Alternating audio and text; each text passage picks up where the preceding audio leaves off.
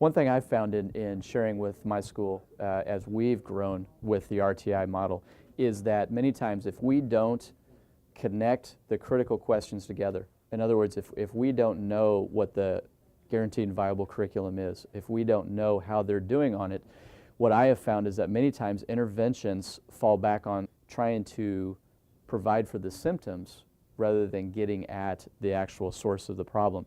And so one thing we've talked a great deal about is making sure that our intervention model is not just related to behaviors, responsibility. Do you have your materials? Did you complete your homework? Are you behaving in class? Or you're interacting? Which a lot of times intervention systems tend to fall back on is the accountability piece, because the reality of it is we just can't tell why this person isn't doing well. And because if we don't get at those sources, if we don't have that information from the first two questions, then we can't answer the third question, is what are we willing to do about it? A quote that I'd like to end with before we ask questions is, I found this in a magazine one time, and I thought this was just a great way to look at this, is that you can't solve a problem if you try to solve it with the way that you were thinking that created it in the first place. And what that tells me is that traditional school systems, and I know sometimes people cringe when you use the word traditional, but throughout the years what we've been doing is not working the way that we want it to, or the way that we're being asked to make it work for students.